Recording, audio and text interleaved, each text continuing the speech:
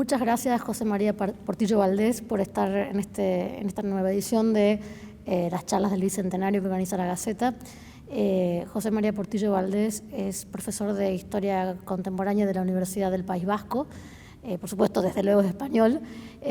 Además, entiendo que es catedrático visitante de universidades de Latinoamérica, de Estados Unidos también, y autor de un libro interesante, Crisis Atlántica, Autonomía e Independencia en la Monarquía de España.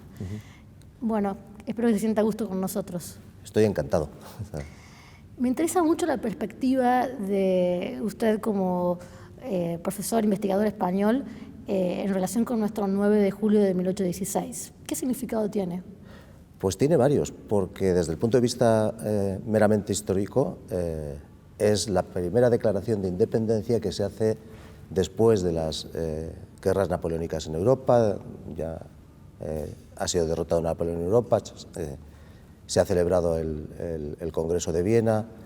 En Europa esta cultura de la restauración trata por todos los medios de detener cualquier fenómeno revolucionario, y entonces es cuando se produce esta declaración definitiva, porque en realidad, como se decía acá en el Río de la Plata, ya se estaba tardando en hacer esa declaración expresa de independencia, y por lo tanto viene en ese momento. Y esto le abre a una variedad de interpretaciones que yo creo que es de un enorme interés historiográfico, no solamente una interpretación revolucionaria, sino también una interpretación, no diré contrarrevolucionaria, pero sí de contención de la revolución, que por ejemplo es la que planteó un personaje muy influyente cordobés, el Gregorio de Funes, ¿no?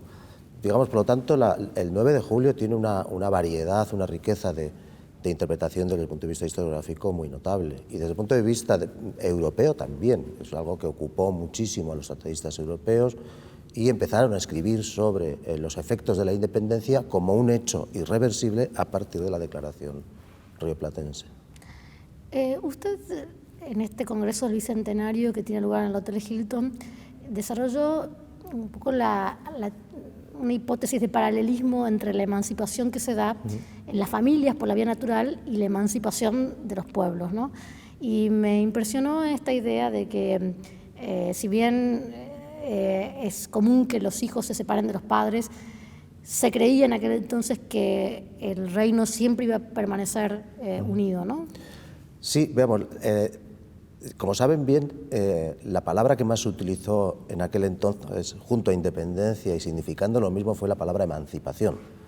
Emancipación es un término de la cultura jurídico-política del momento muy concreto y muy regulado, muy normado por la tratadística, que consiste en el hecho de que un hijo, varón por supuesto, abandona la patria potestad.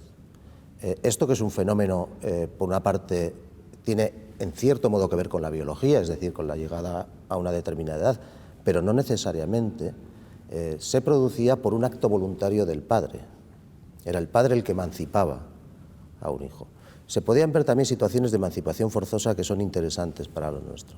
Pero ahora, cuando esto se traslada a la monarquía y se hace el símil de el rey es padre de sus pueblos y es el padre de sus súbditos, y esta asimilación es muy común, entonces se hace bajo el supuesto de que así como el padre biológico en algún momento será mayor y morirá, por lo tanto es necesaria la emancipación previa de sus hijos varones, esto nunca ocurre con el rey padre, porque nunca muere.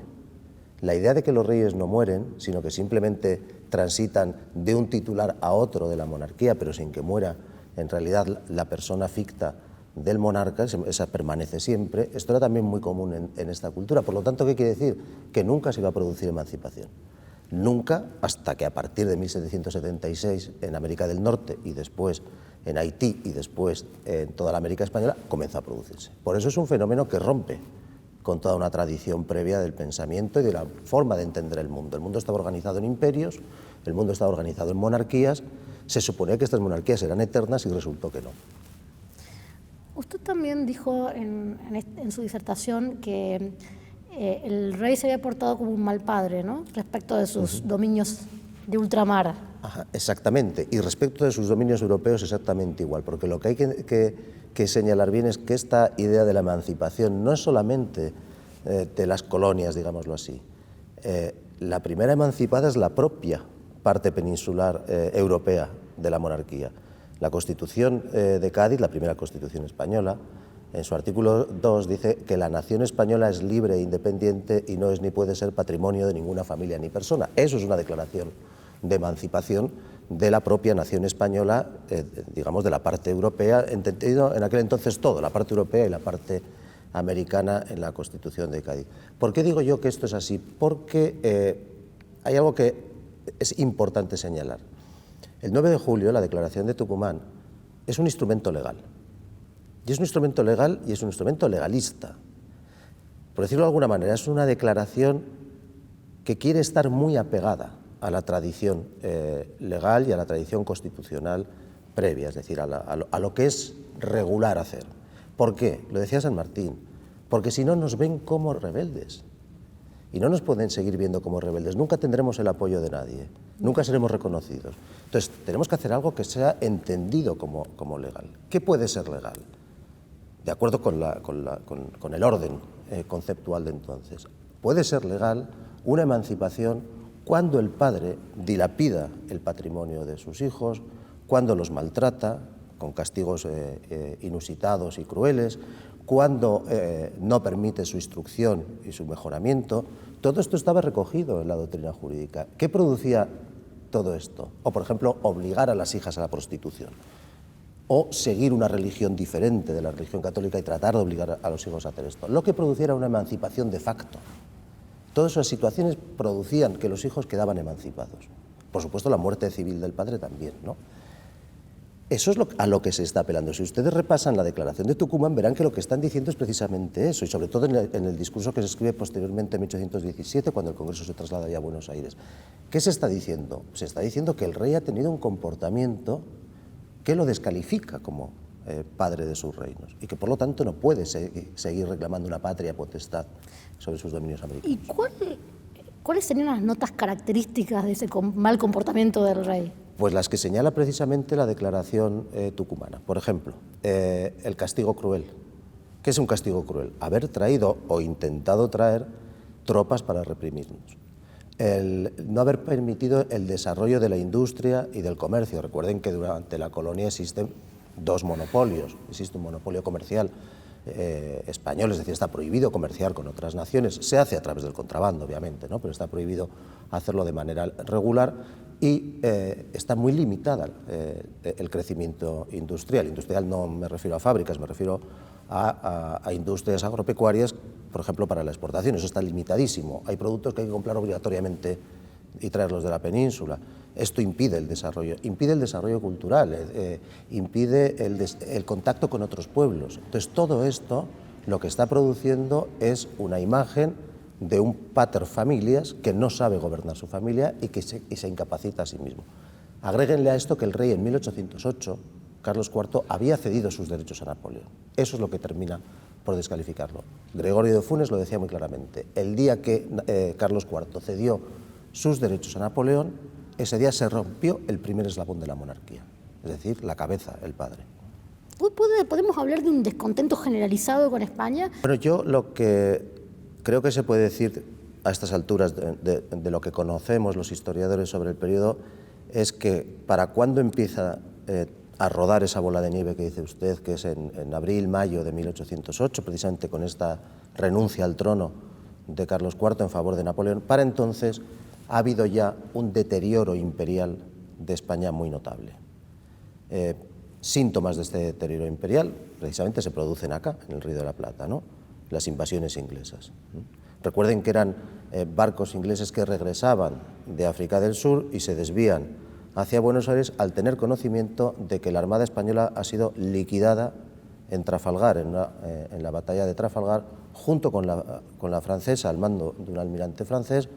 Ha sido destrozada por Nelson y entonces, sabiendo que no hay posibilidad de protección del imperio, se dirigen hacia Buenos Aires para tomar el Río de la Plata, ¿no? Pues es un síntoma claro de que el imperio estaba muy deteriorado. ¿Por qué se anima a Francisco de Miranda en esa época, en 1806, a traerse una expedición desde Estados Unidos hasta Haití y de Haití al norte de Venezuela con la intención de independizar Venezuela? Porque sabe que las posibilidades de la monarquía española para la defensa del imperio han disminuido mucho. Esa crisis del imperio coincide en 1808 con una crisis de la monarquía muy importante que se traduce en esta cesión de derechos dinásticos, ni más ni menos que a Napoleón Bonaparte, que al fin y al cabo era un pequeño hidalgo corso, no era miembro de ninguna gran familia real europea. Ahora, agarren todo eso e imaginen lo que un americano mínimamente instruido tiene que pensar el día que se encuentra en la Gaceta con ese tipo de noticias. Todo se ha venido abajo.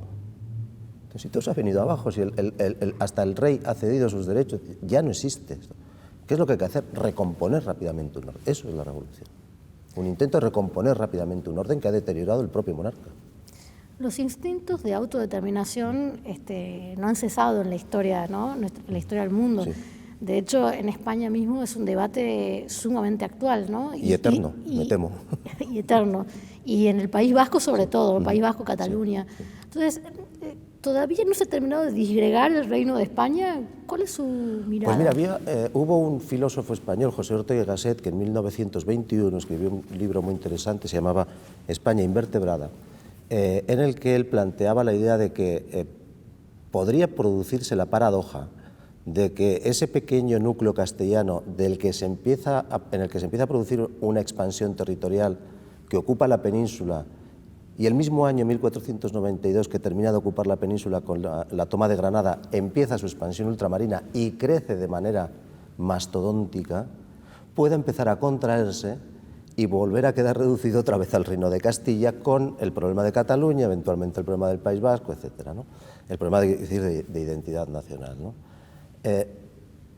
A día de hoy seguimos en España debatiendo sobre qué significa la nación española, si es una nación de naciones, si existe o no una nación catalana, etcétera.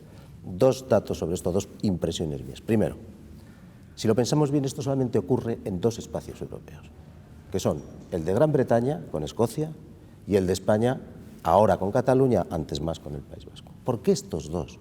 Porque son las dos naciones europeas, los dos espacios de la Unión Europea, que han sido grandes imperios. El problema no está en que se independice la parte imperial, el problema está en que estas monarquías, que siguen siéndolo ambas, son el producto de una disolución imperial ellas mismas. Y por lo tanto tiene que seguir haciendo la digestión de haber sido imperio, y les está costando a ambas, les está costando mucho hacer esta digestión. Esto no se plantea en Alemania o en Italia, nadie discute cuál es la nación italiana, cuál es la nación alemana, se discute en los dos restos imperiales que quedan en Europa, que son la monarquía española y la monarquía británica.